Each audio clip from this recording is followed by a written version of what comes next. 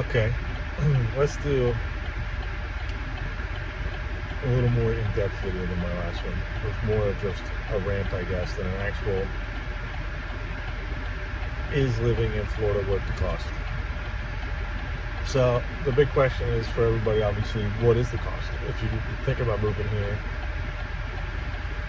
like we did back here, my family's from here, my wife was born and raised here, we were just living out of state for a while, but anyway, things changed. We were gone for 7 years. So what does it cost to live in Florida? I'm on the West Coast, in between like Cape Coral and Sarasota. We're in Venice, to be more specific. So Venice is Sarasota County. Really good school system, and big retiree area. Not super, I don't know. There's not a lot of stuff going on. There's restaurants, there's some things to do. We're on the water, so it's a cool place. But for people my age, it's a little questionable. Anyway, we came here, we decided to rent first. We weren't super familiar with the area. We're originally from the Fort Lauderdale area, which is just, Fort Lauderdale's a whole other angle. You want to go down there, prepared to pay, $3,000 a month to rent a house that needs to be remodeled 20 years ago. And if you're gonna buy a house, you're looking, $500-600 probably, like minimum for a questionable home. So where we're at, 2-bedroom, 2-bathroom house, pay $2,200 a month. It's a single family home, so depending on where you're coming from in the country, that might not sound terrible. Also, depending on where you're coming from in the country, that probably sounds astronomical. And where we came from in Pennsylvania, where we were living, where I was raised, it's astronomical. Now it's starting to catch up a little bit, and also depending on what town you're in up there. But anyway, so $2,200 a month for rent. Other things that are outside of our control down here, insurances. Car insurance is ridiculous. I think we paid $180 a month up there for 2 vehicles, and here I pay $400 a month for 2 vehicles. I'm almost 40 years old. I don't have any accidents. My wife's got a new Kia. I've got a 5-year-old truck. You wouldn't think it would be that much, but snowbird season is real, and they are dense as far as population goes, and mentally dense as well, if I'm being honest. It's like they come down here and just like treat it like a playground, like no rules apply or something. So when they get here, the sirens are just non-freaking stop, just ambulances and fire trucks and accidents and non-stop, man. It's crazy. So insurance sucks because people drive like idiots. They don't pay attention. It's not like everyone's driving around fast or anything. They just don't look. They'll just turn. They won't, they'll have a green light, but they'll turn left when the other side also has a green light. You know what I mean? So there's a lot of T-bone accidents and motorcycle accidents. Forget about it. That's all the time. It's scary. So now, if you're buying a house, the property tax is an issue. So we were just looking at the house was around $340,000. Property tax was $3,600 a year. Now, the thing with Florida is it goes off the purchase price. So if you're looking at a house and you're like, oh well, that tax is only $2,000. That's a $500,000 house. Well, it depends what they paid for it. If they bought it for $250,000, then yeah, their tax is going to be lower now than yours. If you bought it for $500,000, property tax gets reassessed, and now you're paying it based on your sale price of $500,000. And they have a homestead exempt or a homestead, I don't know if it's an exemption or just a discount. So the longer you live here, the more you can get a discount on your property taxes. But when you're just starting out, you don't get anything. You're paying full pop on that. So you got car insurance, property insurance is another issue. Real estate insurance. So obviously Florida gets hurricanes. It just is what it is. Either you can deal with it or you can't. Last year we got two. We got Helene and we got Milton, right where we're at.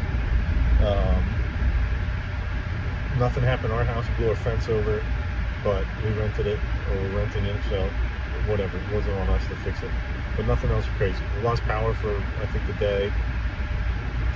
The house is behind us, and we're closer to the Tamiami Trail, so we got power back kind of quick. The house is right behind us.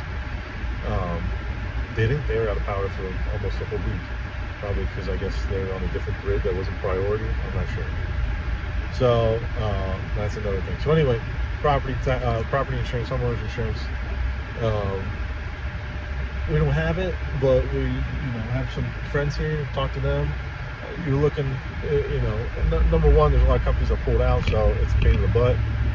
The market's kind of cornered by a couple of companies, so they can kind of dictate the price of all the places that government steps in to get involved in people's lives. Something like that would be a great place for them to, step up, but instead they'd rather nitpick you on other shit that should be your own business. Whatever. I'm not here to talk about that. But homeowners insurance, depending on where you live down here, $3,000, $4,000, $5,000, and I believe they're going to start requiring everyone to start carrying flood insurance. I have no idea how much that's going to be. So now you're going to have homeowners and flood, no choice.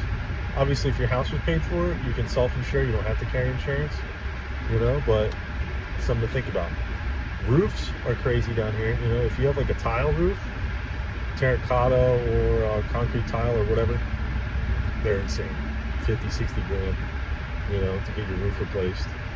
That's a big deal. If it wasn't something that was caused by something that you could run it through your insurance.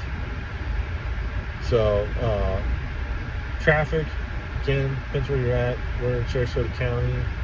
It's not terrible. It's more than other places, that's for sure. So, it depends what you're used to, I guess, what you're willing to deal with. Now, the part about whether it's worth it or not, that's up to you. So, if you have a family, you got to make six figures. That's pretty much the bottom line. The like days of like 60, 70 grand being a good job for a good, living wage is just not the case anymore. 100,000 with our bills, our cars, insurance. I'm paying 5 or 6 grand a month in bills with rent, utilities, internet, groceries are ridiculous. Yeah, there's no state income tax here. Well, you make up for it in other things. Sales tax is 7%. Car insurance is ridiculous, and everything else that goes with living. That's the cons that you got to decide whether it makes sense for you or not. Pros being where, as the crow flies, 2 miles to the water, but there's no roads to get over there. So to drive to the beach from our house, you're looking at 10, 15 minutes. We have a little boat. We can get to the boat ramp in about the same amount of time, and launch right in the intercoastal. And if we wanted to go out the jetty and hit the Gulf. The fishing's awesome. I really have taken a liking to saltwater fishing. Where I grew up, you couldn't eat the fish on the river that we would, could catch. There's a lot of mercury and crap like that. So it's cool to be able to catch fish that are, just fresh. You don't have to worry. They're coming out of a big body of water that isn't super contaminated. You know, it's not very deep over here, so if you're a fisherman, that could be a problem depending on what you're into. Like offshore, these guys are going out 70, 100 miles, which is more than I care to go out in a personal watercraft to get the deeper water. You know, you go a mile or 2 miles off here, you're looking at like 30, 60 feet, depending on where you're at, whatever. You do that over on the east coast of Florida, you could be in a few hundred feet in no time. So that's a big difference if you like to fish. Inshore fishing is great. I love doing that. Snook, redfish, trout, you know, sheep's head, mangrove snapper, jacks. You can catch pompano and Spanish mackerel. So we got a pretty good variety. You can catch some groupers too, but it's a cool spot for that. So fishing, awesome. The schools in our county, specifically Venice, are good, really good. The weather, I got a love-hate relationship with the weather. I wanted to be done with the cold, so here I am. But, and I always said, I want to be done with the cold, I'd rather sweat. But let me tell you something, man. These summers have been brutal. You know, like 100, 105 feel, 95 with 105 feel, 100% humidity, just walking outside to take your trash to the curb. You got to take a shower when you get back in the house. That's been a little shitty. I do paint and carpentry for a living, so I'm outside too. And, you know, we've done a couple exterior paintings. Try not to, but we have, you know, over the summer, and you're just dying. I mean, you know, by like 3 o'clock, you're ready to be done drinking, you know, 2 gallons of water a day. So if you work outside, that can be rough. That's just what it is. There's stuff to do, which is cool. You know, Sarasota's a short drive. We even thought about moving up to Sarasota, but then you get up there and it's more expensive. You know, for us, I have a business, so now that we moved here and I'm trying to get the business established, the banks make it impossible to get a mortgage, so we're stuck renting for right now. After this coming tax season, we should be able to get a mortgage now, because I'll have 3 years of tax returns, so it's like 2.5 or whatever, but business is growing substantially, so we should be good. That's a whole nother thing though. There's a ton of people moving here, and a lot of them do the same thing. There's no industry over here where we're at, right? Everybody works from home, or they're retired, or they're schmuck like me, and you know, they do trim, they do paint, they do this, they do that, they do tile, whatever. So if you're a contractor, licensing is extremely difficult down here. They make it super hard. Permitting is a pain in the butt, can take months. I was a licensed contractor in Pennsylvania, and when we got here, I was like, oh, I don't want to do that. I'll do trim and I'll do paint. I don't need a license for it. I mean, you need a license to hang drywall. It's insane. You know, some places you need a permit to put a toilet in. So, you know, depending on what you do for work, there's a ton of competition. If somebody posts on Facebook, on our community page, like, I'm looking for someone to paint my bedroom, 300 comments of every, you know, Tom, Dick, and Harry with a truck that want to do a job. 3/4 of them aren't going to show up, aren't going to answer the phone, aren't going to whatever, but you're competing with the same person, you know, the same customer with all these other guys. Whether they show up or not doesn't matter. They could take that lead out from underneath you. So, you know, we got lucky when we got here a little over 2 years ago that it was kind of not as bad. I mean, that sounds crazy. This is only 2 years ago, but it's growing so fast that I got into this development that I'm in right now, and I got spread around to everybody because everyone was moving here. Everybody was new. Nobody knew anybody. So I got in with one good customer, and it just kind of, I got passed around, and then I started to grow a name from there, and we did really good. Now it's getting harder even for me. I got a pretty big book of clients. I do a ton of repeat business. I get a lot of referrals. I did one advertisement campaign last month, whatever it was, August. Is it August? We're in August. It was June, I think. June into July. And nothing happened. So I'm not a marketing genius. I'm not a Facebook advertiser. That's not my forte. But still, I ran some campaigns. I made some videos. It was getting views and whatever, but no interaction whatsoever. Now even my Facebook posts, there's so many people on our community platform, which is the only thing I did before. Is I just make a Facebook post and put it on there, and I'd get direct messages and comments and reactions. And the first time I did it, when I was like, hey, this is, let's go. We moved here. I didn't have a job. I didn't have anything. I just, a hope and a prayer and a 2-month-old baby. And I did that. And within the first day, I booked like my first $11,000 in jobs. It was awesome. That seems to be gone, There's just so much competition. That's the other thing, by the way. If you're moving here and you need to rent, you can't buy or whatever. If you're like me, if you're a self-employed person, or if you just want to check out the area, which is what we want to do anyway. We weren't sure if we wanted to be in South Venice and Venice City, if we wanted to be in Sarasota or Englewood or whatever. So we just rented a place, and most of the rentals here are owned by rental companies or managed by rental companies. So they're terrible. The places suck. We were just looking last week at getting a different place, a 3-bedroom.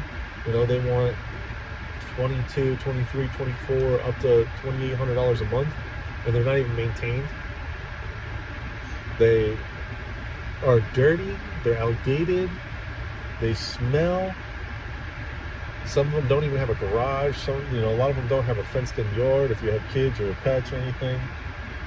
Some of them are on, main roads. You'd be pulling out in the traffic or whatever. But also, other than that, they're not going to rent you a place unless you can prove you have your income's 3 times the rent. So if it's $2,500, you got to show $7,500 in income. Most people that make $7,500 are probably going to buy a house, but I made the money and I couldn't buy a house, so here we are renting.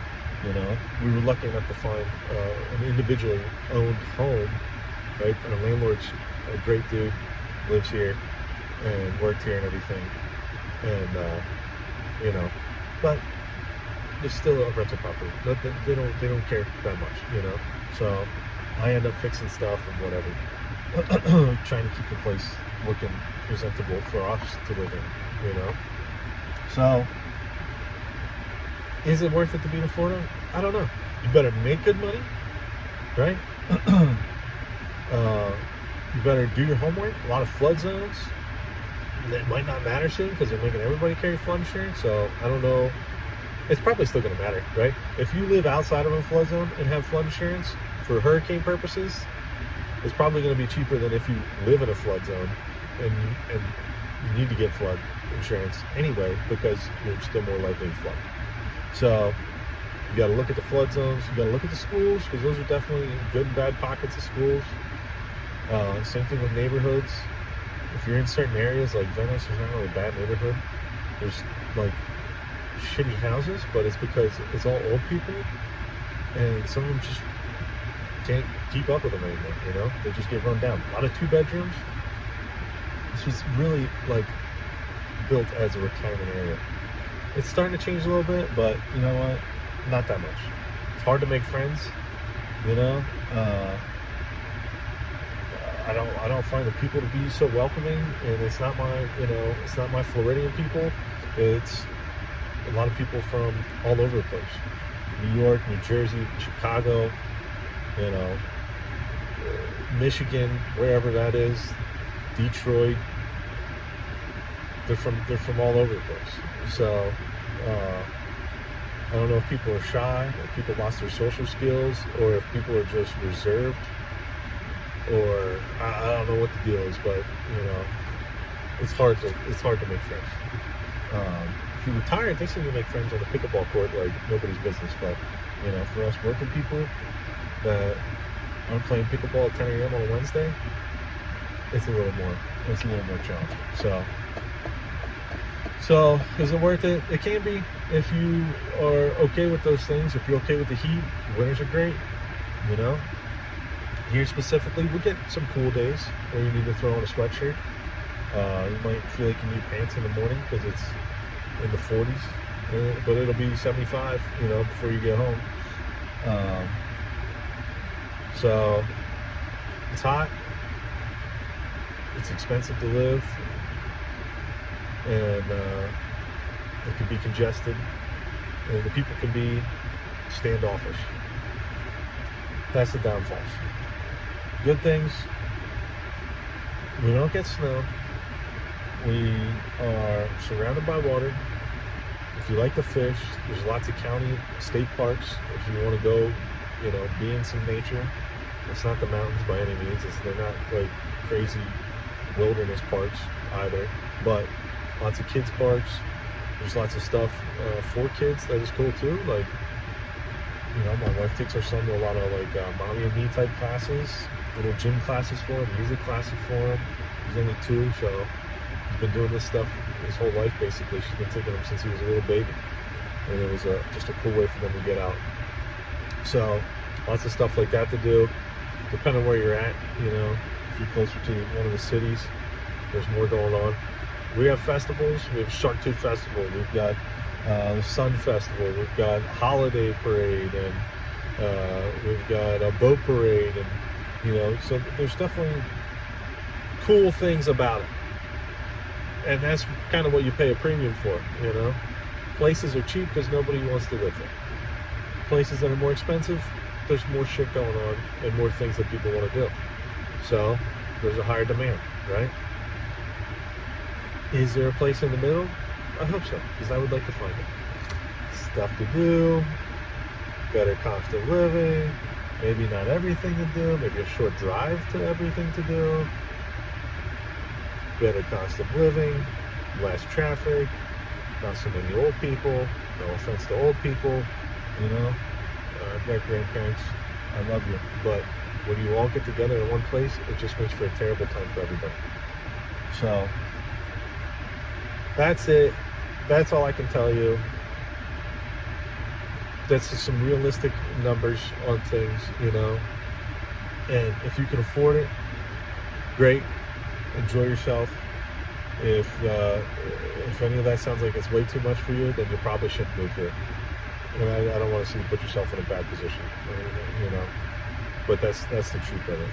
These jobs that want to pay you $20-25 an hour, you're not going to make it.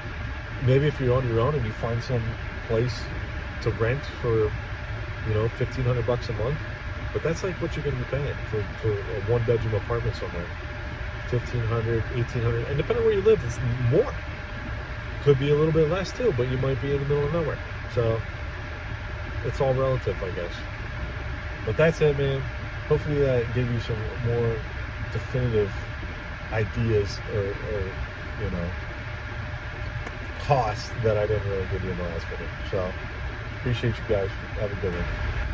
One last thought that I forgot to mention that's starting to bother me more. Didn't bother me when I lived down here as a younger person, just partying, doing whatever. Now that I have a son, and he is getting to be mobile and curious and explore. We were walking by a pond, and I had to stop him from getting anywhere near the pond because alligators do exist, and they do kill people. They take people's dogs. There was that little boy that got taken in Disney. So that's something. If you're used to being able to jump into a pond and go swimming, jump in a creek or in a small river and go swim and cool off or whatever, unless you have no fear of alligators, some people don't, forget about it. And sharks exist as well. So those are a couple of cons that I don't really love either. That's it now for real. Talk to you guys later.